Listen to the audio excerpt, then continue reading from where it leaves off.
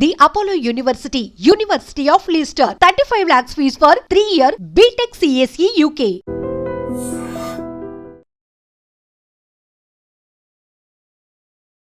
నమస్తే, welcome to I dream. ప్రస్తుతం ఉన్నటువంటి ట్రెండింగ్ టాపిక్ ఒకటి అది ఫోన్ ట్యాపింగ్.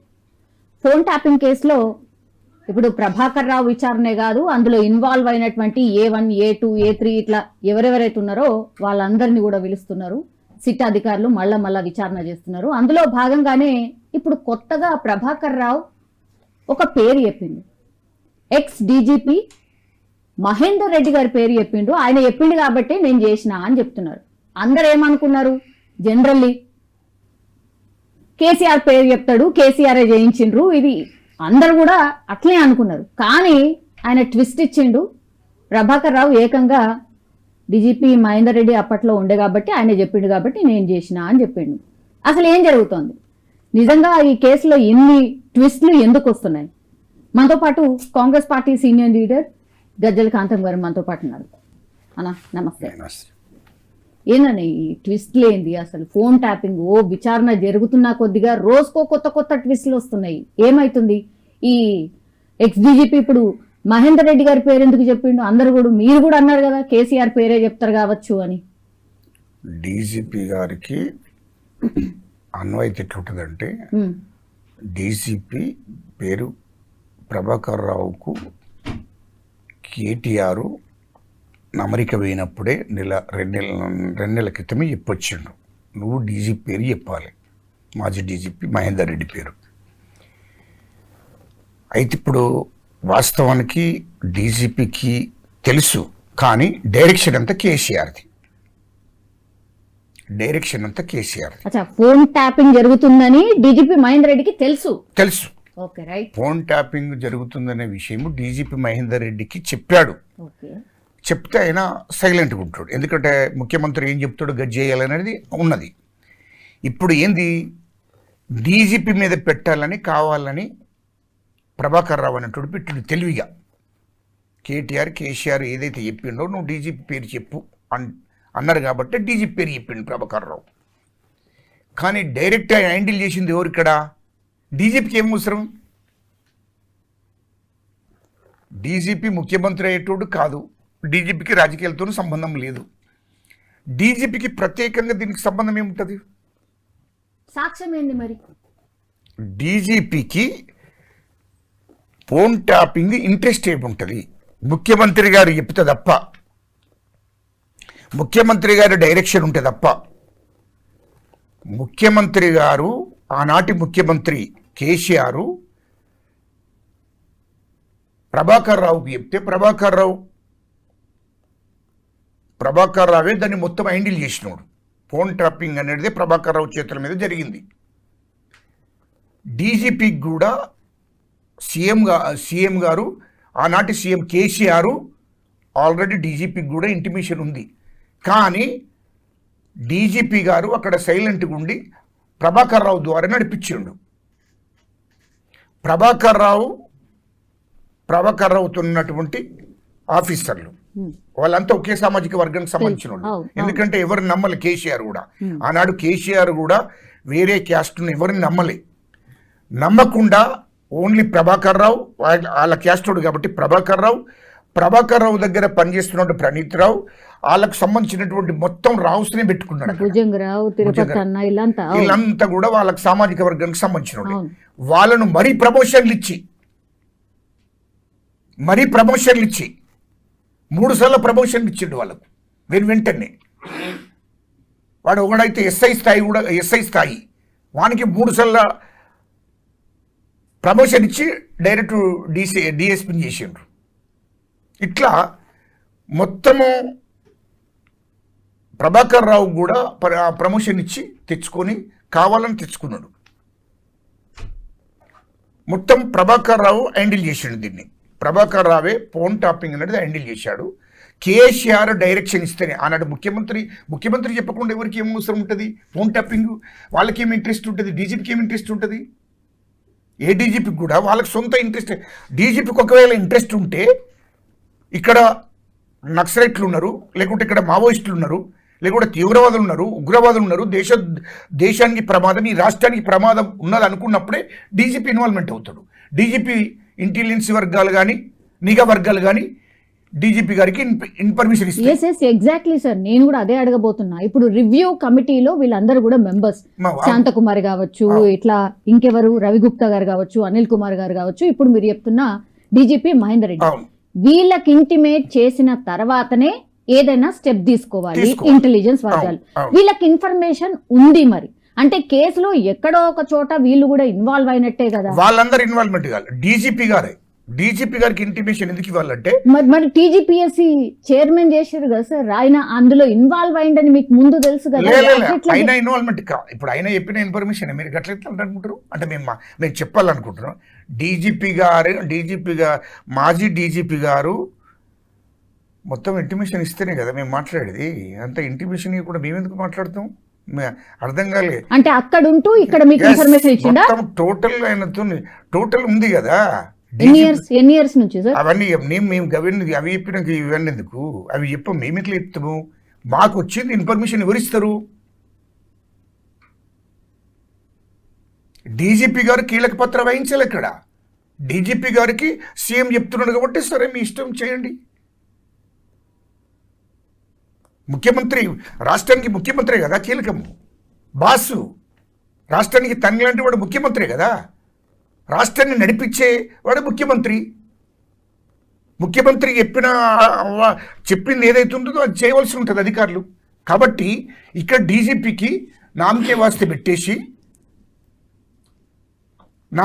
పెట్టేసి అక్కడ ప్రభాకర్ రావుతో నడిపించాడు. మొత్తం ప్రభాకర్ రావుతో నడిపిస్తే ప్రభాకర్ రావు కూడా ప్రమోషన్ ఇచ్చి తెప్పించుకొని ప్రభాకర్ రావుతోనే హ్యాండిల్ చేశాడు మొత్తము. ఇప్పుడు విచారణలో కూడా ప్రభాకర్ రావు పేరే ఉంది కదా. మొత్తం ఫోన్ టాపింగ్ మొత్తం బాధ్యత తీసుకున్నదంతా ప్రభాకర్ రావు. అందుకే కదా మీరు ఇంతకు ముందు అన్నట్టు ఇప్పుడు కేటీఆర్ గారు కావచ్చు, ఆయన అమెరికాలో ఉన్నప్పుడు అందుకే నువ్వు మహేందర్ రెడ్డి పేరే చెప్పు, మా పేరు చెప్పకు అని చెప్పేసి వచ్చారు కదా. మీరేమో వాళ్ళని ఇరికిద్దాం అనుకున్నారు, వాళ్ళేమో ఇప్పుడు డీజీపీని మహేందర్ రెడ్డిని ఇరికిచ్చింది. మహేందర్ రెడ్డి ఎక్కడ ఉన్నారు? మీ పార్టీలో ఉన్నారు, టీజీపీఎస్సీ చైర్మన్ ఉన్నారు. ఎట్లా? మా పార్టీలో కాదు, డీజీ విచారణ వెళ్తుంది కదా. పేరు చెప్పగానే ఇప్పుడు మీ పేరు చెప్తా, మీ పేరు చెప్పగానే అయిపోతుంది ఏంది? మీ పేరు చెప్పగానే ఎట్లా అవుతుంది? విచారణ ఉన్నది కదా. ఎవరు డైరెక్షన్ ఇచ్చిండు, ఏ డైరెక్షన్ నడిచింది? ఇప్పుడు ప్రభాకర్ రావు ఏమేమి చెప్పాడు? మావోయిస్టుల ప్రభావం ఉంది ఇక్కడ, డిస్టర్బ్ అయ్యేటట్టున్నది అంటే. మావోయిస్టులు అంటే ఎవరు? కాంగ్రెస్ వాళ్ళ మావోయిస్టులు? కాంగ్రెస్ నాయకుల, బీజేపీ నాయకుల, లేకుంటే తెలుగుదేశం పార్టీ నాయకుల, లేకుంటే ఎవరు? ఏది బిజినెస్ వాళ్ళ మావోయిస్టులు, ఈ సినిమా ఇండస్ట్రీ వాళ్ళ మావోయిస్టులు, కాంట్రాక్ట్ల మావోయిస్టులు, బిల్డర్సా, వ్యాపారుల మావోయిస్టులు ఎవరు? వీళ్ళ ఫోన్లే కదా అన్ని టాపింగ్ చేసింది ప్రభాకర్ రావు. వీళ్ళందరి కదా. అంటే ఏమని పెట్టాడు? వీళ్ళందరికీ మావోయిస్టు అనే ముద్ర వేసి ఇగో కాబట్టి వీళ్ళని నేను ఫోన్ టాపింగ్ చేస్తున్నా అని చెప్పి మావోయిస్టు పేరును పెట్టేసి ఆ ముద్ర వేసి వీళ్ళందరినీ ఫోన్ టాపింగ్ చేశారు. కాదు సార్, డీజీపీ స్థాయి వ్యక్తి మావోయిస్టులు ఎవరు కాదు గాయంత తెలియదా? అప్పుడు ఆయన పర్మిషన్ తీసుకునేటప్పుడు ఎందుకు ఇవ్వాలా? మీరు ఇంకో మాట ఏంటండి, సీఎం చెప్తున్నాడు కదా, ఆయన ప్రభాకర్ రావు పెట్టిన దానికి నువ్వు ఓకే అని చెప్పేసి ఆయన చెప్తున్నాడు కదా డీజీపీకి. ఓకే, ప్రభాకర్ రావుకు చెప్తున్నాడు కదా. మీకు ఇంతెందుకు? కాళేశ్వరం ప్రాజెక్టు ఉంది, చీఫ్ ఇంజనీర్ నడవనీయాలి కదా. నేనే ఇంజనీర్ను, నా అంతా మీకేం తెలుస్తుంది? అయినాడు మాజీ ముఖ్యమంత్రి కేసీఆర్ ఒప్పుకున్నాడు కదా. నా మెదడంతా అక్కడ పెట్టినా, నా శ్రమను అక్కడ పెట్టినా, నా ఆలోచన అంతా కాళేశ్వరం మీద పెట్టినా, అది నేను నా మైండ్ అంతా అక్కడనే పెట్టేసి ఆ కాళేశ్వరం ప్రాజెక్ట్ అంతా నా మెదడునంతా అక్కడ ఉపయోగించిన అని స్వయంగా ఆయన గత మీడియాలో మాట్లాడేది చూడండి, రికార్డు చూడండి మీరు. అది వాస్తవమే కదా. అంటే ఆనాడు ఎవరిని నడవనిచ్చిండు? ఎవరు నడవనియలే అధికారులు. చీఫ్ సెక్రటరీ మన చీఫ్ ఇంజనీర్ ఉంటాడు. వాస్తవానికి వాళ్ళకి వాళ్ళ ఆ డిపార్ట్మెంట్కి అందరికీ వాళ్ళందరూ అనుకోని చేస్తారు. అది నీటిపారుదల శాఖ వాళ్ళు ఉంటారు, అన్ని డిపార్ట్మెంట్ వాళ్ళు అందరూ ఉంటారు దాంట్లో.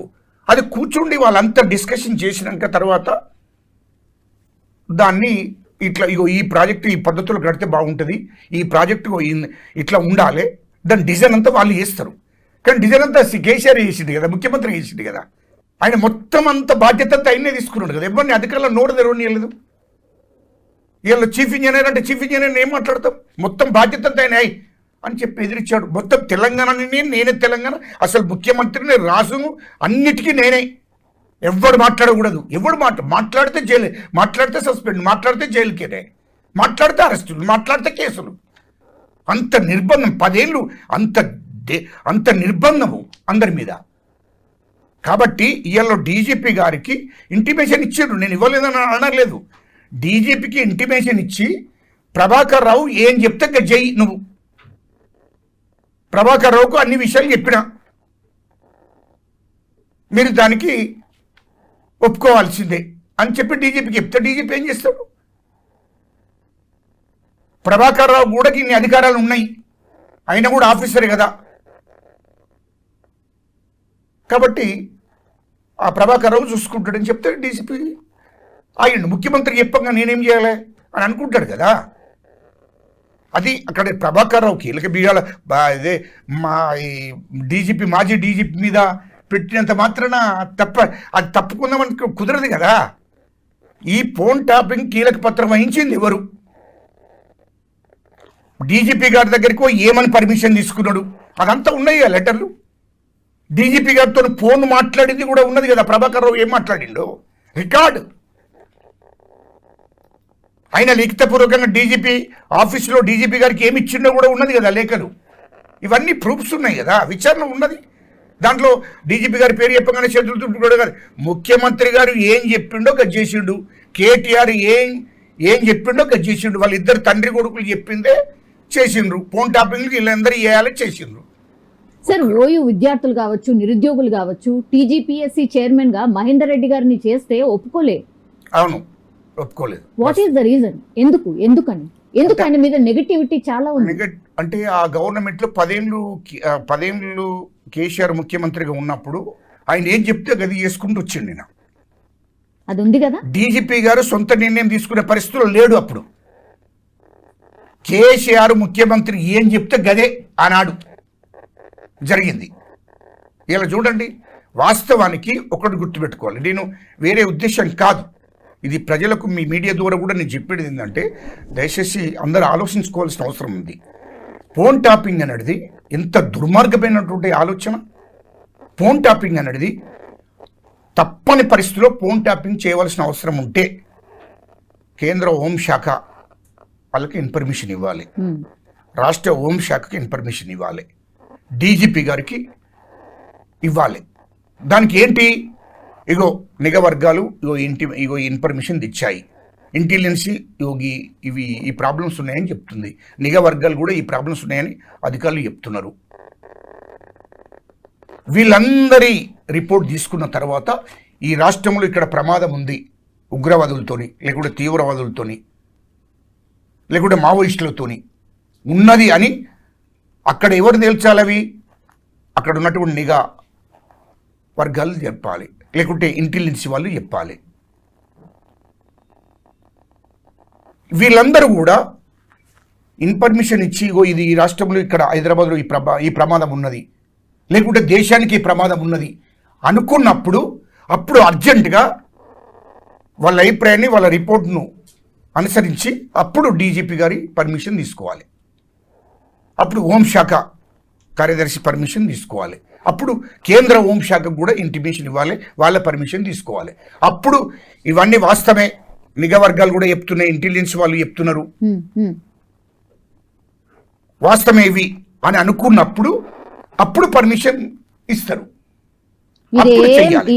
ఇవన్నీ ఏమీ లేకుండా కాంగ్రెస్ వాళ్ళు, తెలుగుదేశం నాయకులు, బీజేపీ నాయకులు, సినిమా ఇండస్ట్రీ వాళ్ళు, పెట్టుబడిదారులు, బిజినెస్ వాళ్ళు, గోల్డ్ షాప్ వాళ్ళు, వీళ్ళందరికీ మావోయిస్టు ముద్ర వేసి వీళ్ళందరి మీద ఫోన్ ట్యాపింగ్ చేసిండు. ఎంత దుర్మార్గమైనటువంటి వ్యవహారం ఇదంతా. ఆనాటి మాజీ ముఖ్యమంత్రి కేసీఆర్ చేసిన వ్యవహారము ఎంత దుర్మార్గంగా వ్యవహరించిండు.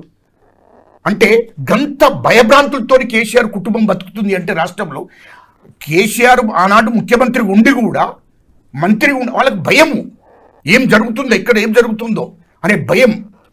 ఈ వ్యవస్థ అంతా కూడా ఎప్పుడు ఏర్పాటు చేసుకున్నాడు ఈ ఫోన్ ట్యాపింగ్ వ్యవస్థ? ఈ ఫోన్ ట్యాపింగ్ అంటే వాళ్ళకు అభద్రత భావం ఉంది. ఎందుకంటే రాష్ట్రంలో మొత్తం రాష్ట్రంలో ఉన్నటువంటి అన్ని వైపుల నుండి మొత్తం కోట్ల రూపాయలు దోషేస్తున్నారు వాళ్ళకు. ఇప్పుడు దొంగతనం చేయడానికి ఏం భయం అవసరం లేదు, ఇలా భారతదేశంలో చూడండి ఎంతమంది ముఖ్యమంత్రులు లేరు. కర్ణాటక ముఖ్యమంత్రి, మహారాష్ట్ర ముఖ్యమంత్రి, ఇలా మొత్తం రాజస్థాన్ ముఖ్యమంత్రి, బీహార్ ముఖ్యమంత్రి. మరి వీళ్ళకి ఎందుకు భయం ఉంటలేదు? వీళ్ళకి ఇవన్నీ ఎందుకు చేస్తలేరు? దేశంలో ఎక్కడ నన్ను చూడండి మీరు, ఇండియాలో ఫోన్ ట్యాపింగ్ అనేది జరిగిందా? ఓన్లీ మన రాష్ట్రంలోనే వినిపిస్తుంది. ఈ 75 సంవత్సరాలు ఈ దేశానికి స్వతంత్రం వచ్చి ఇప్పటిదాకా ఎక్కడ ఫోన్ ట్యాపింగ్లు మామూలు ప్రజలే, లేకుండా ఇతర పార్టీల వాళ్ళే, ప్రతిపక్షాలు కావచ్చు మిత్రపక్షాలు కావచ్చు, ఎవరి అయినా చేశారా? వ్యాపారులు ఎవరి అయినా చేశారా? సినిమా ఇండస్ట్రీ వాళ్ళే ఎవరి దేశంలో ఎక్కడన్నా ఉంటే చెప్పండి. ఇట్లాంటిది ఎంత దుర్మార్గమైనటువంటి పరిపాలన నడిపించింది ఆనాడు కేసీఆర్. ఏ సంవత్సరంలో స్టార్ట్ చేసింది సార్ ఇట్లా ఫోన్ ట్యాపింగ్? ఇది ఎప్పుడంటే వాళ్ళ అధికారులు వచ్చినప్పటి నుండే 2014 కాదు, 2014, 15, 16 తర్వాత మొదలుపెట్టింది ఇది. అప్పటి నుండి మొదలుపెట్టండి. ఇట్లా ఏం చేద్దామని మొదలుపెట్టి ఏం చేసిందంటే ఒక్క ఎలక్షన్లలోనే 2023 నవంబర్ 15 650 మంది చేసిండు ఒక్కటే రోజు. మీయేనా సార్? కాంగ్రెస్ వాళ్ళు ఒక్కటే రోజు 650 మంది. అంటే బీజేపీలో కూడా గురి చేసిండు. అంటే చూడండి ఎంత దుర్మార్గమైన వివరాలు. ఇయ్యలో వీళ్ళందరూ కూడా ఏం మాట్లాడుకుంటున్నారు అంటే ఏంది, ఇతర పార్టీల హక్కులను కూడా కాలరాసిండు, ఇతర పార్టీల నాయకుల హక్కులను కూడా కాలరాసిండు. మా ముఖ్యమంత్రి మా రేవంత్ రెడ్డి గారి ఇంటి పక్కల్నే అక్కడ ఫోన్ ట్యాపింగ్ ఏర్పాటు చేసి మొత్తం మా ముఖ్యమంత్రి గారి ఫ్యామిలీ మాట్లాడుకునేది, బిడ్డ మాట్లాడుకునే, అల్లుడు మాట్లాడుకునేది, మా ముఖ్యమంత్రి గారి మిస్సెస్ గారు మాట్లాడుకునేది, వాళ్ళ ఫ్యామిలీ అన్నదమ్ములు మాట్లాడుకునేది, బంధువులు మొత్తం ఫోన్ ట్యాపింగ్ చేసిందంటే ఏంటి అది? ఇంత నరకాయత్తని పెట్టినట్టు మా ముఖ్యమంత్రి గారిని ఆనాడు పిసిసి అధ్యక్షునిగా ఉన్నప్పుడు. మొన్న మీ ప్రెస్ మీట్ ఫుల్ ఫైర్ లా ఒక రేంజ్ లో ఎవరి గురించి, కేటీఆర్ గురించి ఇక అసలు నోటికి ఏదొస్తే అది ఇక మామూలుగా వేయలేదు. ఒకటి నాకు పర్సనల్ ఏం లేదు, నేను ఉద్యమాల నుంచి వచ్చినోడిని, నేను చదువుతున్నప్పటి నుండి నేను ఉద్యమాల నుంచి వచ్చినోడిని, తిరుగుబాటు చేసినోడిని, మొదలు భూస్వాముల మీద తిరుగుబాటు చేసినోడిని. భూస్వాములు అంటే అక్కడ ఉన్నటువంటి పెత్తందారులు, దొరల మీద యుద్ధం చేసుకుంటూ వచ్చినోడిని నేను. వాస్తవానికి నా జీవితం అంతా నన్ను 15 ఏళ్లలో పట్టుకుపోయాను చంపేస్తానని. ఇది నా గ్రామంలో, అది మీకు తెలియదు. నన్ను 15 ఏళ్ళప్పుడే ఆనాడు నేను తీసుకుపోయి చంపేస్తాం అనే పరిస్థితులు, 15 ఏళ్ళు నా వయసు, 14 ఏళ్లలో నన్ను చంపిస్తారని చెప్పారు. Just minor. ఎస్. దాంట్లో నుండి ఒక మహానుభావుడు, దానికి సంబంధించిన పోలీస్ ఆఫీసర్ వచ్చి నన్ను కాపాడాడు, సిఐఎస్ఐ. అప్పటిదప్పుడు జగిత్యాల అప్పుడు వెంటనే వచ్చేసి అక్కడ నన్ను ఆ నుండి అంటే 50 మందిని అరెస్ట్ చేస్తే 50 మందిలో నేను మైనర్. అసలు చంపేయాలి రాత్రి 12 గంటలకు ఎత్తుకుపోయారు, నాకు తెలియదు. అప్పటి నుండి నేను యుద్ధం చేసుకుంటూ వచ్చిన. రాష్ట్రంలో మా వాళ్ళు నక్సలైట్లు, అది పీపుల్స్ వార్ పార్టీలో కానీ, అంటే ఇప్పుడు మావోయిస్ట్ అంటారు దాన్ని, పీపుల్స్ వార్ పార్టీలో కానీ జనశక్తి పార్టీలో కానీ ఎస్సీలు బీసీలు అందరూ కూడా ఆనాడు నక్సలైట్ పార్టీలో పోయిండ్రు. ఆనాడు తుపాకీ పట్టాం. తిరిగి మళ్ళీ వద్దు, భారత రాజ్యాంగాన్ని మనం గౌరవించాలి. డాక్టర్ బాబాసాహెబ్ అంబేద్కర్ రాసిన రాజ్యాంగాన్ని మనం అనుసరించి ఆయన రాజ్యాంగాన్ని మీద నమ్మకం పెట్టుకొని మనం నడవాలి. ఇదంతా పరిష్కారం కాదు. చేతిలో తుపాకీ పట్టుకుంటే రాజ్యం మారదు. ఇది ఓటు ద్వారా రాజ్యం మారుతుంది. రాజ్యాధికారం వస్తుంది మన చేతికి తప్ప తుపాకీ పడితే సమస్యలు పరిష్కారం కావు. తుపాకీతోని ఏది సాధించలేము.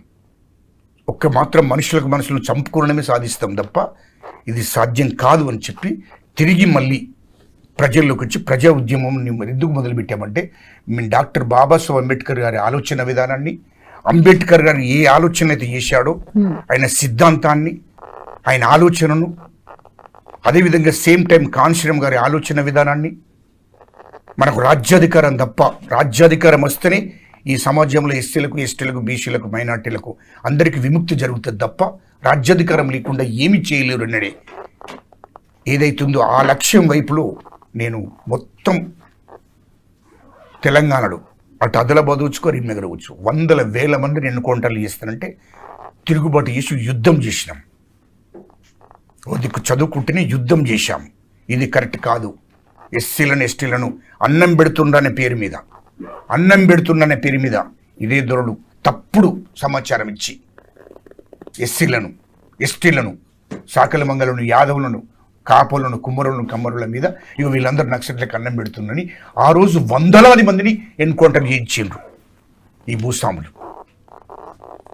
వాళ్లకు అండగా ఉండి ఇది కరెక్ట్ కాదు, మా వాళ్ళు అట్లా చేస్తలేరు, ఇది కరెక్ట్ కాదని చెప్పి తిరుగుబాటు చేసి 100,000 మందిని కాపాడారు. దళితులను, బీసీలను 100,000 మందిని ఎన్కౌంటర్ల నుంచి కాపాడినటువంటి చరిత్ర ఉంది. అది గత చరిత్ర కోత ఒకసారి తెలుసుకుంటూ వస్తుంది. ఆనాటి నుండి తిరుగుబాటు ఏదైతే నక్సలైట్ల భయంకు ఈ భూస్వాములు, ఈ బడాబాబులు పల్లెల నుంచి పట్టణాలకు వచ్చిండ్రు. పట్టణాలకు వచ్చిన తర్వాత మీకు అసలు విషయం చెప్తున్నా, మీ ద్వారా డ్రీమ్ ద్వారా మీకు అసలు విషయం తెలియాలి. ఇది పల్లెల నుంచి పట్టణాలకు వచ్చినటువంటి ఈ భూస్వాములే ఒకసారి అందరు కూర్చుండి ఆలోచించారు.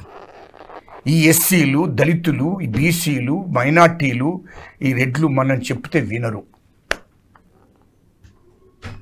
2000 సంవత్సరంలో వీళ్ళు కూర్చుండి ఆలోచన చేసింది. హైదరాబాద్ నడిగొడ్డున ఒక దిక్కు ఈ రాష్ట్రాన్ని, ఈ ఉమ్మడి రాష్ట్రాన్ని, ఒక దిక్కు రెడ్లు, ఒక దిక్కు కమ్మలు పరిపాలన చేస్తున్నారు.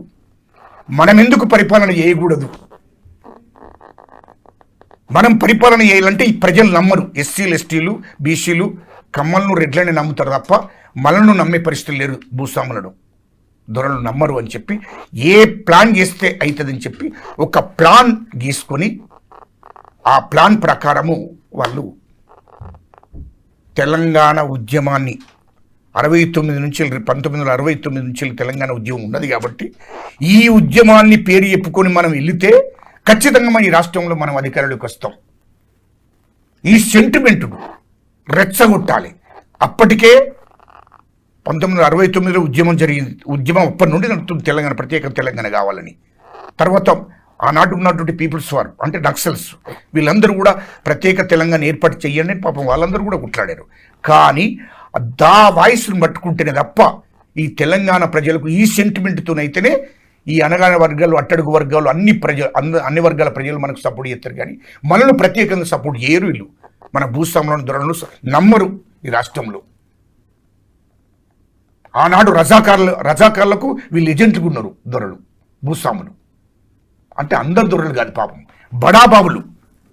భూములు 1000 ఎకరాలు, 1000 ఎకరాలు, 2000 ఎకరాలు, 500 ఎకరాలు ఉన్నటువంటి భూస్వాముల గురించి, దొరల గురించి చెప్తున్నాను నేను. పాపం మామూలు కుటుంబంలో ఉన్నటువంటి వాళ్ళకు తెలియదు. పాపం వాళ్ళ గురించి నేను మాట్లాడాను. 1000 ఎకరాలు ఉన్నటువంటి భూస్వాములు ఎవరైతే దొరలు ఉన్నారో రజాకార్లకు ఏజెంట్లుగా పనిచేశారు. రజాకార్ల దగ్గర పనిచేసి రజాకార్లు ఎప్పుడైతే రజాకార్లను తెలంగాణ నుంచి తరిమేసిండ్రో ఆ తర్వాత వీళ్ళు వాళ్ళ పాత్ర పోషించారు. దొరలు పోషించి మొత్తం తెలంగాణలో పల్లెలలో చూడండి, ఊళ్ళల్లో ఒక్కనికి ఎస్సీలకు, బీసీలకు భూములు లేకుండా చేశారు. ఎస్టీలకు 1000 ఎకరాలు వీళ్ళతో ఎట్టిశకలు వేయించుకున్నారు. అనిశ్చితకు గురి చేశారు. తినడానికి తిండి లేకుండా, ఉండడానికి ఇల్లు లేకుండా పాలేలుగా పశువులను కాసిండ్రు, కూలి చేసిండ్రు.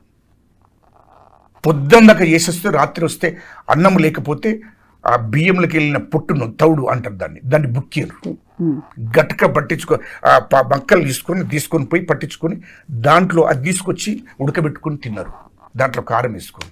ఇలాంటి చరిత్ర అనేది నాకు తెలుసు. కష్టాలు నష్టాలు చిన్న వయసే కానీ అన్ని విషయాల్లో నేను తెలిసేదంతా.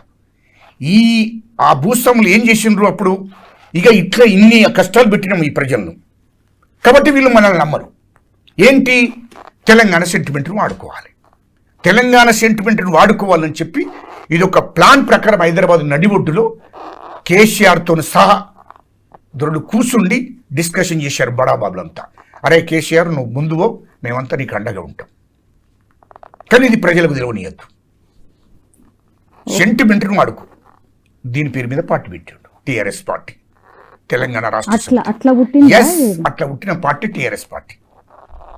టీఆర్ఎస్ పార్టీ పుట్టి మొత్తం తెలంగాణలో ఉన్నటువంటి ఎస్సీలను ఎస్టీలను బీసీలను అందరూ రెచ్చగొట్టాడు. మొత్తం కంప్లీట్ సెంటిమెంట్ ఏమన్నంటే తెలంగాణ, ఏమన్నంటే తెలంగాణ,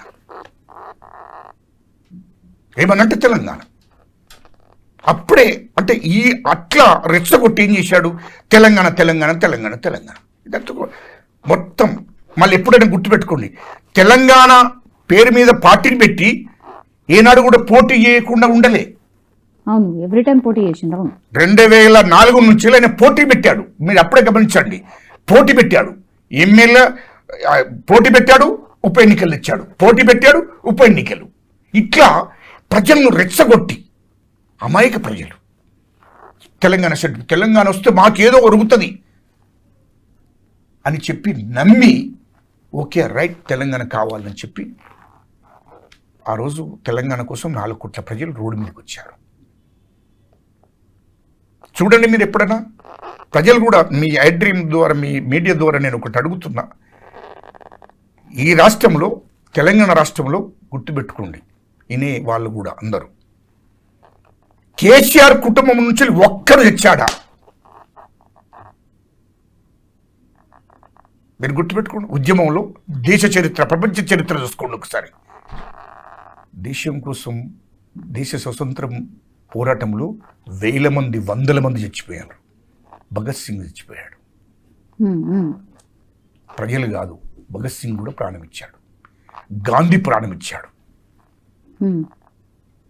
గాంధీ ప్రాణం ఇచ్చాడు అంటున్నా. కానీ తెలంగాణ కోసం కేసీఆర్ కుటుంబంలో కొడుకు కానీ బిడ్డ కానీ మనవడు ఎవడన్నా చచ్చాడా? పోని ఆయన సామాజిక వర్గంలో కేసీఆర్ సామాజిక వర్గంలో ఒక్కడు కూడా చచ్చాడు ఎవడన్నా చెప్పండి. ఇది ప్రజలు గమనించాలి. గజ్జలకాంతం మాట్లాడుతున్నాడు, ఊకే గజ్జలకాంతం ఏదో, నాకేంటి? కష్టాలు అనుభవిస్తే కింది నుంచి వెళ్ళి ఏం జరిగిందో తెలిస్తే అప్పుడు తెలుస్తుంది మీకు. నాకెందుకు కోపం? నాకెందుకు కోపము? నా జాతి ముఖ్యము, నా తెలంగాణ ప్రజలు ముఖ్యం, నాకు నా ఎస్సీలు ముఖ్యము, ఎస్టీలు ముఖ్యము, నా బీసీలు ముఖ్యము, అట్టడుగు వర్గాలు ముఖ్యము, నాకు అణిచివేతకు గురైనటువంటి కులాలు ముఖ్యము నాకు. అంతేగాని నేనెవడి కోసం మాట్లాడుతున్నా? నా కుటుంబానికి ఏమన్నా వస్తుందా? నాకేమన్నా వస్తుందా? ఇప్పటికి కూడా నాకు అధికారం, ఇప్పటికి కూడా నేను ఇన్ని ఉద్యమాలు చేస్తుంటే నేను ఎప్పుడు మరి నా స్వార్థమే చూసుకుంటే అయ్యా నేను కాళ్ళు మొక్కితే నేను ఎప్పుడు ఎమ్మెల్యే కావాలి, ఎప్పుడు మంత్రిని కూడా కావాలి. కానీ ఇది నా జాతి ప్రయోజనాలు, నా తెలంగాణ ప్రజల ప్రయోజనాలు కావాలి, ఈ అట్టడుగు వర్గాల ప్రయోజనాలు కావాలి. ఆ లక్ష్యంతో నేను ప్రతి ఉద్యమంలో ఎక్కడ మాట్లాడినా, ఏ మీటింగ్లు పెట్టినా ఇదే మాట్లాడుకుంటూ వచ్చాను. కానీ మొన్ననే మీరు ఎందుకో ఫైర్ అయినరు, అదే అర్థం కాలేదు. ఇదే కారణం. ఓకే, ఈ ఉద్యమం నా బాధ అంటే ఏంటి తెలంగాణ ఉద్యమంలో ఎవడు చనిపోయాడు?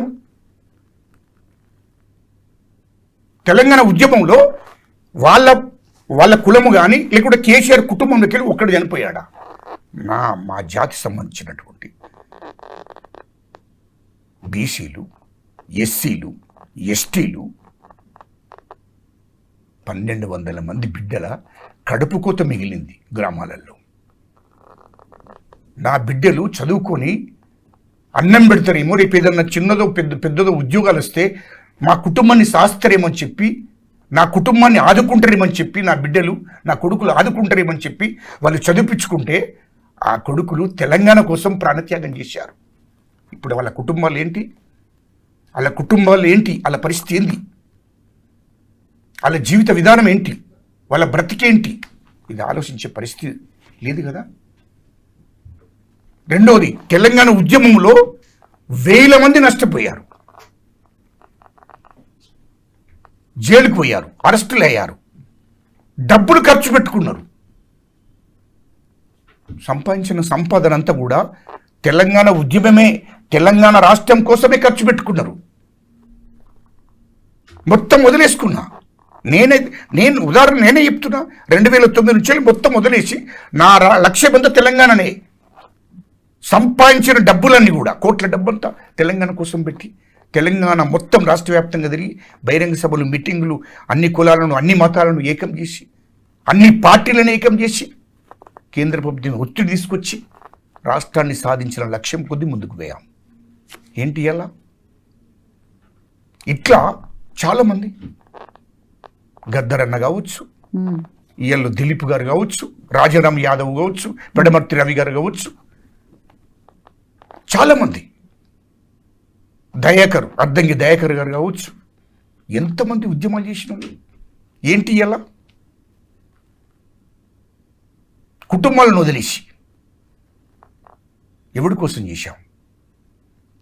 ఎస్సీలు, ఎస్టీలు, బీసీలు అందరూ, మైనార్టీలు అంతా రోడ్ల మీదకి వచ్చి, రెడ్లు అంతా రోడ్ల మీదకి వచ్చి తెలంగాణ కావాలి, తెలంగాణ కావాలి, తెలంగాణ కావాలి, తెలంగాణ రాష్ట్రం ఏర్పాటు చేయాల్సిందే, అంతే, తెలంగాణ రాష్ట్రం కావాల్సిందే అని ఉద్యమాలు చేస్తే తెలంగాణ ఆ సెంటిమెంట్ను అడ్డుపెట్టుకొని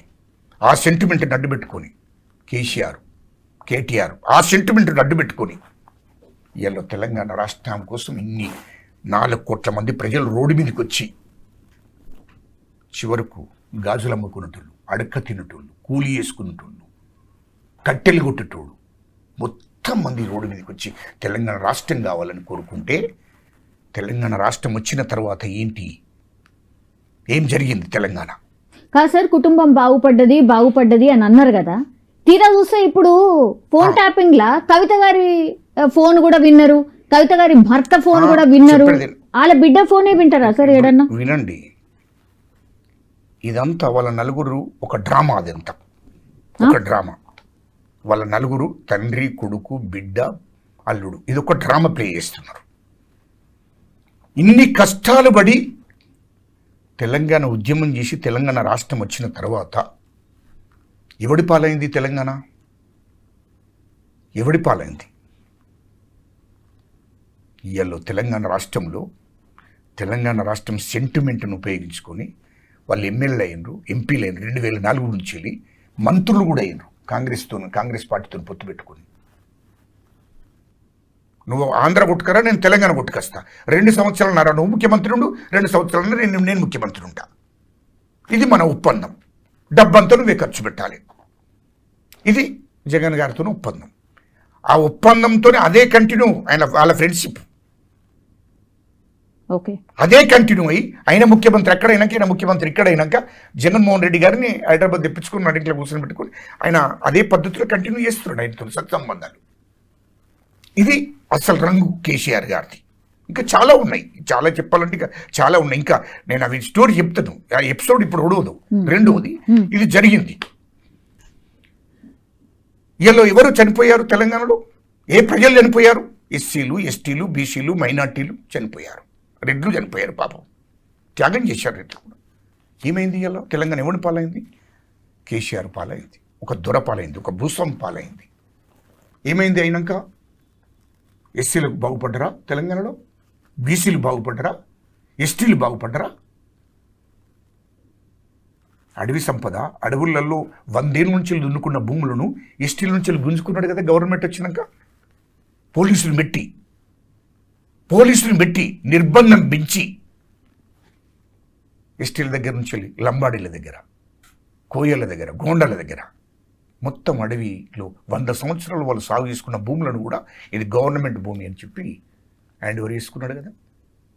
అదేవిధంగా ఎస్సీలకు ఇచ్చినటువంటి భూమి కాంగ్రెస్ ప్రభుత్వం, ఆనాడు కాంగ్రెస్ ప్రభుత్వం ఉన్నప్పుడు 15 లక్షల ఎకరాల భూమిని ఎస్సీలకు పంచారు. ఇందిరమ్మ అప్పుడే రాష్ట్ర మొత్తం ఇందిరమ్మ అప్పుడే ఇచ్చిన భూములు ఒక్కొక్కరికి ఒక ఎస్సీలకు ఒకళ్ళు 5 ఎకరాలు, ఒకళ్ళకి 3 ఎకరాలు, ఒకళ్ళు 2 ఎకరాలు, ఒకళ్ళకి ఎకరం ఇట్లా ఇచ్చిన భూమి అప్పుడు ఆనాడు కాంగ్రెస్ ప్రభుత్వం ఇచ్చిన భూమి. కేసీఆర్ వచ్చినాక ఇవన్నీ గుంజుకున్నాడు కదా. ఏం బాగుపడ్డరు? ఎస్సీలు బాగుపడ్డరా? బీసీలు బాగుపడ్డరా? ఎస్టీలు బాగుపడ్డరా? చూపించండి, మీరు చెప్పండి. అది జరగలేదు కాబట్టి మిమ్మల్ని తీసుకొచ్చారు కదా సార్. ఉద్యోగాలు వచ్చినాయా? నీళ్లు నిధులు అన్నారు, ఉద్యోగాలు వచ్చినాయా? రాలే. ఎల్లు అవన్నీ పోగా రాష్ట్రానికి 8 లక్షల కోట్లు అప్పు చేశారు. 3 లక్షల కోట్లు వాళ్ళు దోపిడీ చేశారు. ఇవాళ ఏమిటి కేసీఆర్ కుటుంబం? లగ్జరీగా ఇంకా 100 ఎన్నికలకు పోతారు, అంత డబ్బు ఉంది వాళ్ళ దగ్గర. 100 తరాలు బతికే డబ్బు సంపాదించి పెట్టారు. అమెరికాలో, హైదరాబాదులో, తెలంగాణలో సంపాదించిన డబ్బంతా అమెరికాలో పెట్టాడు పెట్టుబడి. 40,000 కోట్లు పెట్టాడు అక్కడ. దుబాయ్లో కేటీఆర్ 25,000 కోట్లు, కవిత 10,000 కోట్లు, హరీష్ రావు సింగపూర్లో 25,000 కోట్ల పెట్టుబడి కంపెనీలో, లండన్లో కేటీఆర్ 30,000 కోట్లు. ఏమైంది? హైదరాబాద్ చుట్టూ కేసీఆర్ బీనామీ, కేటీఆర్ బీనామీ, హరీష్ రావు బీనామీ, కవిత బీనామీ, 30,000 ఎకరాల భూమి వాళ్ళ పేరు మీద. ఇవాళ గెస్ట్ హౌజులు, ఫామ్ హౌజులు, ఇండ్లు ఎవడి పాలైంది? 2014 కన్నా ముందు వాళ్ళ చరిత్ర ఏంది? వాళ్ళని కాదు, వాళ్ళ సామాజిక వర్గం మొత్తం తెలంగాణ 100 కోట్లు. వాళ్ళ సామాజిక వర్గాలను అందరినీ కూడా మొత్తం 100 సంవత్సరాలు బతికేటువంటి పరిస్థితి తీసుకొచ్చాడు. వాళ్ళని కూడా వాళ్ళ సామాజిక కేటీఆర్ సామాజిక వర్గానికి సంబంధించిన వాళ్ళందరినీ కూడా మొత్తము ఇంకా 100 ఏళ్ళు కూర్చుని బతికేంత సంపదను సంపాదించారు. రెండవది, ధరణి ఎందుకు తీసుకొచ్చాడు చెప్పండి. ధరణి అనేది నిజాం వంశస్థులకు సంబంధించిన 30,000 ఎకరాల భూమి హైదరాబాద్ చుట్టూ. ఆ 30,000 ఎకరాలను వాళ్ళ బినాం పేర్ల మీద చేయించుకోవడానికి ధరణి తీసుకొచ్చాడు. ఇది పేద ప్రజల కోసం కాదు, రైతుల కోసం కాదు. రెండవది, ఏ భూస్వాములు అయితే, ఏ దొరలైతే 30, 40, 50 ఏళ్ల కిందట ఇడిచిపెట్టి నక్సట్ల భయానికి వచ్చి హైదరాబాద్లో ఉండి ఆ భూములను ఇడిచిపెట్టి వచ్చిండ్రు, మళ్ళీ అదే భూములను ధరణికి ఇచ్చిండ్రు, రికార్డుకి ఎక్కిచ్చాడు కేసీఆర్. మళ్ళీ తిరిగి ఆనాడు భూములు ఇడిచిపెట్టి వచ్చిన దొరలు భూస్వాములంతా తిరిగి మీరు పల్లెల్లోకి పంపించాడు. మీ భూములను మీరు కబ్జా చేసుకోండి, మీ భూములను మొత్తం రికార్డుకి ఎక్కించుకోండి. అందుకోసమే ధరణి తీసుకొచ్చిన పోయిండ్రు. ఇదే భూస్వాములు అందరూ అక్కడ హైదరాబాద్లో ఉన్న వాళ్ళందరూ మళ్ళీ పల్లెల్లోకి వెళ్ళి మొత్తం భూములన్నీ ధరణిలు ఎక్కించుకొని రికార్డుకి ఎక్కించుకొని ఆ భూములు ఇయర్లో 40 లక్షలకి ఎకరం, 50 లక్షలకి ఎకరం, ₹1,00,00,000 ఎకరం ధర వచ్చింది. అమ్ముకున్నారు, కొంతమంది అట్లే ఉంచుకున్నారు భూస్వాములు, దొరలు. ఎవరికి లాభం జరిగింది? ఏ కులానికి లాభం జరిగింది? ఎస్సీలక, ఎస్టీలక, బీసీలక, మైనార్టీలక, బ్రాహ్మణులక? ఎవరికి లాభం జరిగింది? తెలంగాణ వచ్చినంత ఎంత బాధ అనిపిస్తుందమ్మా. ఎవడికి పాలైంది తెలంగాణ? ఏంది చరిత్ర అంతా? ఇంకా కాంతం మాట్లాడుతాడు, కాంతం ఎమోషనల్ ఏంటి? నేను నా స్వార్థం కోసం కాదు, నా కుటుంబానికి 10 ఎకరాలు ఇరా, 100 ఎకరాలు ఇరా, 1000 ఎకరాలు ఇరా అని బతకడం కోసం మాట్లాడడం లేదు. తెలంగాణ జాతి, తెలంగాణ ప్రజలు, ఈ ప్రజలు అన్యాయానికి గురైనరు, అట్టడుగు వర్గాల దోపిడికి గురైనరు, తెలంగాణ దోపిడికి గురైంది అనే బాధే తప్ప నాకు ఇంకేంటి? నేను ఎందుకు ఎమోషనల్ మాట్లాడతా? నాకు తెలియదా? నేను చదువుకోలేదా? నాకు జ్ఞానం లేదా? ఉద్యమాలు చేసుకుంటూ వచ్చిన, కింది నుండి వచ్చిన, నాకు తెలుసు అన్ని కష్టాలు కూడా. మీకు ఇంకో విషయం తెలియదు కావచ్చు, అనుకుంటారు కావచ్చు. మీకు అది పోతే చాలా ఉన్నది, ఆ చరిత్ర బాగా ఉంది. అన్నం లేకుండా కూడా తెలుసు నాకు, అన్నం లేని బాధ ఏందో కూడా తెలుసు నాకు. కానీ ఆ కష్టాల నుండి వచ్చినటువంటి వాడిని, ఈ వ్యవస్థ ఏం జరుగుతుందని తెలిసినటువంటి వాడిని, ఉద్యమాలు చేసుకుంటూ వచ్చినటువంటి వాడిని నాకెందుకు కోపం? వీళ్ళ మీద ఎందుకు కోపం? ఇవన్నీ చేసిండ్రు.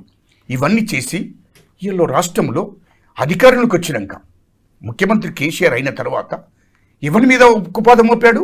తెలంగాణ ఉద్యమకాల మీద ఉక్కుపాదం మోపాడు. ధర్నాలు లేవు, రస్తారోకలు లేవు, అన్యాయం జరిగితే అయ్యా మాకు అన్యాయం జరుగుతుంది అని చెప్పుకునే పరిస్థితి కూడా లేదు. రజాకాళ్ళది గుర్తు చేశాడు. రజాకాళ్ళప్పుడు ఇట్లనే ఎవరన్నా బయటకు వచ్చి ఇది మాకు లేదు అయ్యా మాకు అన్యాయం జరుగుతుంది అంటే తీసుకుపోయి తన్నురా సంపుడు నా కొడుకును తీసుకుపోయి చంపేశారు. 10 ఏళ్ళు రజాకాళ్ళ పరిపాలన గుర్తుకొచ్చింది, నిజాం పరిపాలన గుర్తుకొచ్చింది. ఈయన 10 ఏళ్ళు పరిపాలన చేస్తే నిర్బంధం, ధర్నా లేదు, రస్తారోకలు లేవు, అడగద్దు రోడ్డు మీద, ఎవడు ప్రెస్ మీట్ పెట్టి మాట్లాడకూడదు మా ప్రభుత్వానికి కేసీఆర్కి అగనెస్ట్గా. గంత నిర్బంధం పెట్టి మందకృష్ణ గారిని వర్గీకరణ కోసం ఇందిరా పార్కు దగ్గర నిరసన ధర్నా చేస్తారంటే తీసుకుపోయి జైలు వేసిండు. బీసీలను జైలు వేసిండు. తెలంగాణ ఉద్యమకాలను తీసుకుపోయి జైలు పడేసాడు. రాత్రి ఎత్తుకపోయి అరెస్ట్ చేసి కేసు కట్టి జైలుకు పంపించాడు. ఎంత దుర్మార్గం! ఎందుకోసమా తెలంగాణ? ఉమ్మడి వాస్తవానికి తల్లి మీద ఒట్టి చెప్తున్నా, ఉమ్మడి రాష్ట్రం ఉన్నప్పుడు కూడా ఇంత నిర్బంధం జరగలేదు.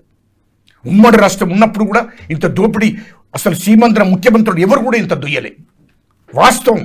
వాళ్ళు ఇంకా నీతి నిజాయితీగా రాష్ట్రాన్ని పరిపాలించారు. సరే మంచో చెడో చేసిన వాళ్ళు తప్పులు చేయలేదని నేను అనడం లేదు, తప్పులు కానీ 10% 20% కానీ 100% చేసి పడేసింది. వీళ్ళు తెలంగాణ భూములు ఉన్నాయా? తెలంగాణలో భూములు ఉన్నాయా? తెలంగాణలో సంపద ఉందా? తెలంగాణ గింత దోపిడీకి గురైతే అది ఒకే కుటుంబం దోషింది. మళ్ళీ చూడండి ఎట్లా, ఎంత బాధ అనిపిస్తుంది. ఉమ్మడి రాష్ట్రం ఉన్నప్పుడు ఎంతమంది ముఖ్యమంత్రులు మారారో నాకు తెలియదు, కానీ ఏ ముఖ్యమంత్రి కూడా ఇంత దోపిడీ జరగలేదు తెలంగాణలో ఇంత దోపిడీ చేయలే ఏ ముఖ్యమంత్రి కూడా. ఇక్కడ భూములను కానీ, ఇక్కడ ఆస్తులను కానీ, ఇక్కడ ఉన్నటువంటి ఏ సంపదను కూడా నష్టం చేయలే వాళ్ళు.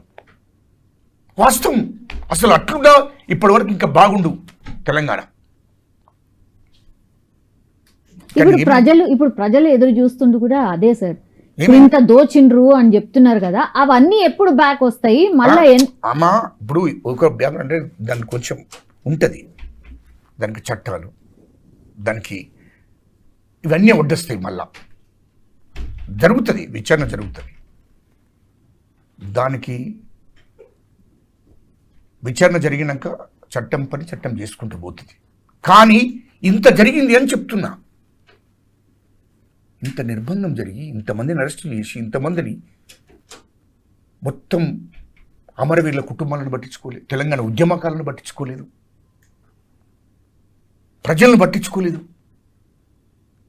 వాళ్ళు ఎక్కడ చూడండి ప్రాజెక్టుల మీద దోయచ్చు రాష్ట్రాన్ని, ప్రాజెక్టు మీద కాలేజీ. అవునమ్మా, నేను ఒక్కటి మీ ద్వారా అడుగుతున్నా, దయచేసి మేడం మీ ద్వారానే, మీ మీడియా ద్వారా అడుగుతున్నా. ఈ రాష్ట్రంలో గత 100 సంవత్సరాల నుంచి నీళ్లు లేవా? చెరువులు, నిజాం కట్టించిన చెరువులలో నిండుగా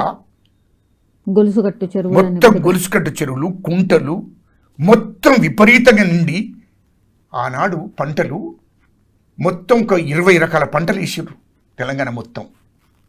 ఒక వరి కాదు, కేసీఆర్ వచ్చినాక ఒక వరి తప్ప ఏం పండియద్దు. తమాషలు. రైతుల మీద కూడా ఉక్కుపాదం మోపిండు నా కొడుకు, రైతుల మీద కూడా. ఏమిటి ఆనాడు తెలంగాణ రాకముందు 100 సంవత్సరం నుంచి ఈ ప్రజలు వరి, జొన్న, మక్క, నువ్వు, మెంతులు, కొత్తిమీరలు, రకరకాలుగా పంటలు, చిక్కుళ్ళు, అనుములు, రకరకాలుగా. ఇప్పుడు ఎక్కడో అక్కడక్కడ మాత్రమే కనిపిస్తున్నాయి. మిర్చి, పసుపు, పల్లి పంటలు బ్రహ్మాండంగా పండించుకొని సంతోషంగా జీవించారు ప్రజలు. ఎక్కడ కూడా షాపులకు పోయి కొనుక్కొని తీసుకొచ్చే పరిస్థితి లేదు. అప్పుడు పంటలు వండించినే తిన్నారు. అంత మంచిగా సంతోషంగా ఉన్న ప్రజలను కేసీఆర్ ముఖ్యమంత్రి వచ్చినాక, ఒక దుర్మార్గుడు ఈ రాష్ట్రానికి వచ్చినాక, ముఖ్యమంత్రి అయిన తర్వాత పంటలు లేవు. ఏమన్నంటే కాళేశ్వరం ప్రాజెక్టు కట్టిస్తేనే ఆ నీళ్ళు వస్తేనే ప్రజలు బతుకుతున్నట్టు చెప్తారు ఇప్పుడు నా కొడుకులు వాళ్ళ కుటుంబం. అలా కేసీఆర్ ముఖ్యమంత్రి అయినాకనే ఈ ప్రజలంతా సంతోషంగా ఉన్నట్టు చెప్తాడు.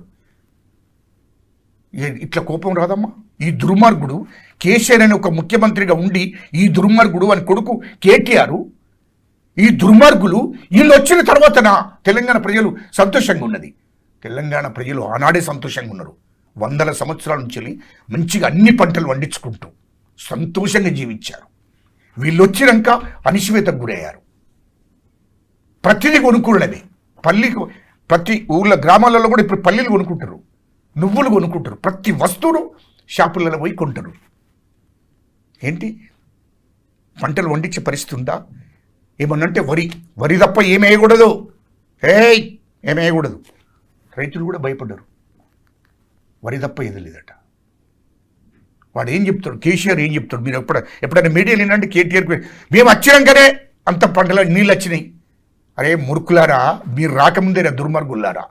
ఈ రాష్ట్రంలో కుంటలు, చెరువులు, బాయిలు నిండు కుండలుగా నిండితే అవే వాటర్ను పారించుకొని సంతోషంగా బతికిర్రు. కెనాల్ అప్పుడు ఇందిరమ్మ కెనాల్ అని దేశవ్యాప్తంగా కెనాల్ ఈ పేద ప్రజల కోసం, రైతుల కోసం కెనాల్ నీళ్ళు ఇచ్చేది ఎస్ఆర్ఎస్పి. దాని ద్వారా నీళ్ళు వచ్చాయి, చెరువులు నిండాయి, కుంటలు నిండాయి. ఆనాడి కాంగ్రెస్ ప్రభుత్వము ప్రాజెక్టులు కట్టేది నీళ్లు రావడం కోసం, పేద ప్రజలందరికీ నీళ్ళు ఇచ్చేది. సంతోషంగా జీవించారు. రైతు బంధు మేమిచ్చిన తర్వాతనే సంతోషం వచ్చింది రైతుల మొహాలలో. ఎవరన్నా ఆలోచించిండ్రా? ఇటీనండి రైతు బంధు అనేది ఈతాకిచ్చి తాటాకు తీసుకున్నాడు. వాడు కాళేశ్వరం ప్రాజెక్టు కట్టి 70,000 కోట్లతో అయ్యే ప్రాజెక్టును 1,50,000 కోట్లకు పెంచి 80,000 కోట్లు దోసుకున్నాడు. రెండవది, రైతులు పండించిన పంటకు గిట్టుబాటు ధర ఇచ్చాడా? రైతులు ఇది గమనించలేదు పాపం. వాళ్ళను కూడా మోస్తాం.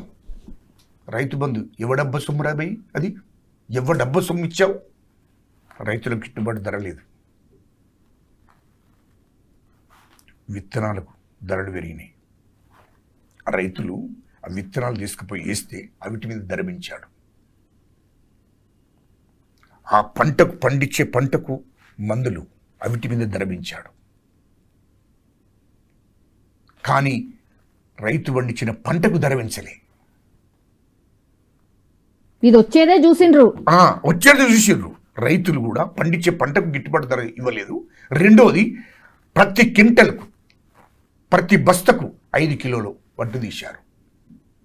ఆయన ముఖ్యమంత్రి అయిన తర్వాత ప్రతి కాడ రైతుల వడ్లు కష్టపడి పండించిన పంట ఎకరాన 40 బస్తాలు పండిస్తే ప్రతి బస్తకు 5 కిలోలు తీశాడు.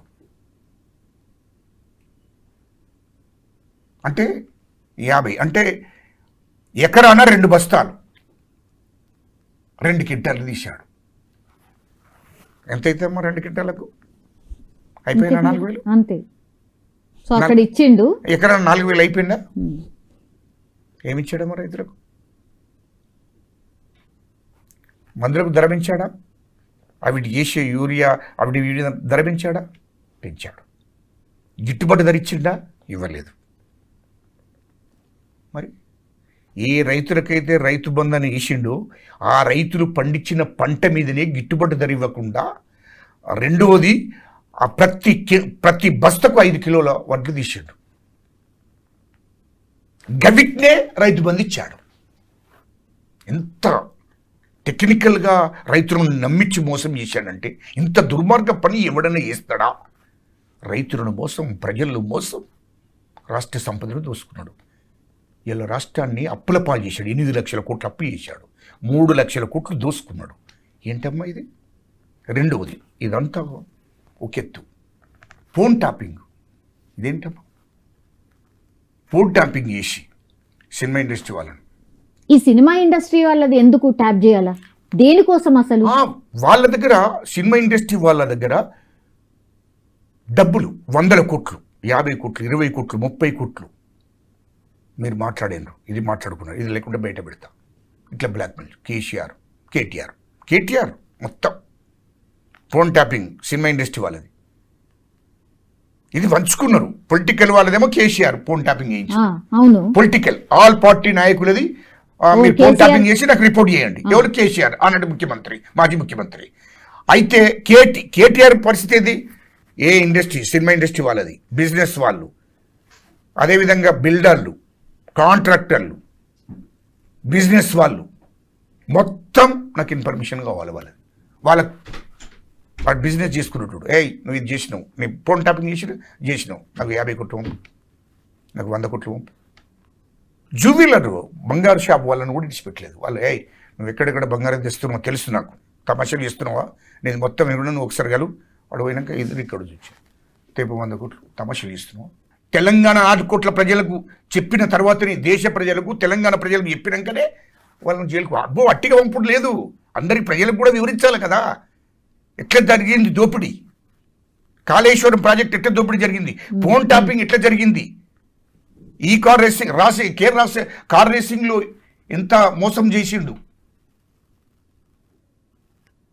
హైదరాబాద్ చుట్టూన్న భూములు ఎట్లా వీళ్ళ బినం పేర్ల మీద వేసుకున్నారు, వీళ్ళకి ఆస్తులు ఎక్కడి నుండి వచ్చినాయి, ఇవన్నిటి మీద విచారణ జరిగినాక ఇది తెలంగాణ ప్రజలకు శూన్యంగా చెప్పిన తర్వాతనే వీళ్ళను తిహార్ జైలుకు తరలించుడు. అట్టిగా అరెస్ట్ చేసిడు కాదు, ప్రజలందరికీ చెప్తాడు మా ముఖ్యమంత్రి రేవంత్ రెడ్డి గారు, మా క్యాబినెట్ మంత్రులు నీతి నిజాయితీగా పనిచేస్తున్నారమ్మా. 18 గంటలు.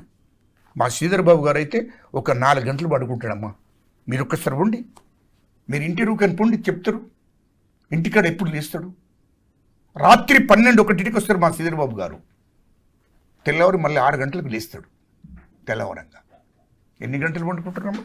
ఆయన క్యాబినెట్ మంత్రి, సీనియర్ మంత్రి. రాత్రి 12 గంటలకు వస్తాడు. మొత్తం కాన్స్టిట్యూన్సీ ప్రజలను, ఈ రాష్ట్రంలో ఉన్న ప్రజలను, ఆయన ఐటీ శాఖను, ఇండస్ట్రీ శాఖను, ప్రభుత్వంలో ఇంకా అనేక అన్ని వర్గాలకు సంబంధించిన ప్రజలందరినీ కూడా ఆయన దగ్గరికి వస్తారు. రాత్రి 12 గంటలకు కూడా మాట్లాడుకుంటుంటారు వాళ్ళందరితో. అందరి సమస్యలు పరిష్కారం అయినాకనే వాళ్ళని పంపించినాక అప్పుడు ఇంట్లోకి పోయి భోజనం చేసి పడుకుంటాడు. మళ్ళీ పొద్దున 6 గంటలకి వెళ్ళిస్తాడు. ఏంటమ్మా ఇది బాధ్యత అంటే? సేమ్ మా ముఖ్యమంత్రి గారు పొద్దున లేచిందంటే ప్రజలు, రైతులు, ఎస్సీలకేంటి, బీసీలకేంది, ఎస్టీలకేంది, మైనార్టీలకేంది, అన్ని వర్గాల ప్రజలకి ఏం కావాలి, రైతులకి ఏం కావాలి, పొద్దున నుండి సాయంత్రం దాకా, మళ్ళీ పొద్దున 6 గంటలకు 7 గంటలకు లేచి, మళ్ళీ 6 గంటలకు లేచి, ఎంత యోగం అది 1 అరగంట సేపట్లో వేసుకుని మళ్ళీ ధర్మం తయారై మళ్ళీ ప్రజలు అంటే పరిపాలన. అవును, అంత ఈజీ కాదు కదా, ఎవరైనా సరే అదే ఇది బాధ్యత. మా తెలంగాణ ప్రజలు నమ్మకం పెట్టుకున్నారు ఎవరు? ముఖ్యమంత్రి గారి మీద, మా రేవంత్ రెడ్డి గారి మీద. అవును, ఎదురు కూడా చూస్తున్నారు. మీరు ఇప్పుడు మాట్లాడిన అన్ని కూడా తేట తెల్లం కావాలి. ఖచ్చితంగా మాట్లాడడమే కాదు, విచారణ ముగిసిన తర్వాత చర్యలు కూడా ఉండాలి అనేది ఖచ్చితంగా చర్యలు, ఖచ్చితంగా. మా రాహుల్ గాంధీ గారు అందుకోసమే ఇయ్యాలో మాకు ఎందుకు బాధ అనిపిస్తుంది అంటే, ఇవన్నీ కూడా ఎందుకు బాధ, గజలకాంతం మాట్లాడే వరకే అందరికీ బాధ అనిపిస్తుంది. ఈ దేశానికి స్వతంత్రం తీసుకొచ్చినప్పటి కాంగ్రెస్ పార్టీని మాట్లాడితే, తెలంగాణ ఇచ్చిన పార్టీ కాంగ్రెస్ పార్టీ కదా. తెలంగాణ బీసీలకు, తెలంగాణ ఉన్న బీసీలందరికీ కులగణన చేసి 42% ఇవ్వాలని చెప్పింది కాంగ్రెస్ పార్టీ కదా. ఎస్సీలకు వర్గీకరణ చేసి అన్ని సామాజిక వర్గాలకు న్యాయం జరగాలనేది కాంగ్రెస్ పార్టీ కదా. ఇవాళ కాంగ్రెస్ పార్టీ మా రాహుల్ గాంధీ గారు, మా సోనియా గాంధీ అమ్మ, మా మల్లికార్జున్ ఖార్గే గారు, మా రేవంత్ రెడ్డి గారు ముఖ్యమంత్రి గారు, మా పిసి చంద్రుడు మహేష్ గౌడ్ గారు, వీళ్ళందరూ హామీలు ఇచ్చిన హామీలని నెరవేర్చడం కోసం ఆనిషలు కష్టపడుతుంటే, ఓ దిక్కు మా మహేష్ గౌడ్ను మాట్లాడుతావు, ఓ దిక్కు మా ముఖ్యమంత్రి రేవంత్ రెడ్డి గారిని మాట్లాడుతావు, మా మంత్రులను మాట్లాడుతావు, మా పార్టీని మాట్లాడుతావు. నువ్వేం చేసినావని, నువ్వు దోపిడీ చేసింది కాక మళ్ళీ ఇష్టం వచ్చినట్టు మాట్లాడతావు. అందుకోసమే ప్రజలు గమనిస్తున్నారు. ప్రజలు సరైన టైంలో సరైన గుణపాఠం చెప్తారు. కాబట్టి నేను వాస్తవాలనే మాట్లాడతాను. నాకేంది, నాకు కొత్తగా పేరిందమ్మా. నేను చిన్నప్పటి నుండే కష్టపడ్డాను, ఉద్యమాలు చేసింది, పోరాటాలు చేసింది. కొత్తగా నాకు పేరేంటి? నేను ఉద్యమాలు పోరాటాలు చేసుకుంటూ వచ్చినండి. కాబట్టి నేను ఈ యువత కోసం, విద్యార్థుల కోసం, ప్రజల కోసం నేను మాట్లాడతా తప్ప వేరేది నాకు ఉద్దేశం లేదు. Thank you sir, thank you so much.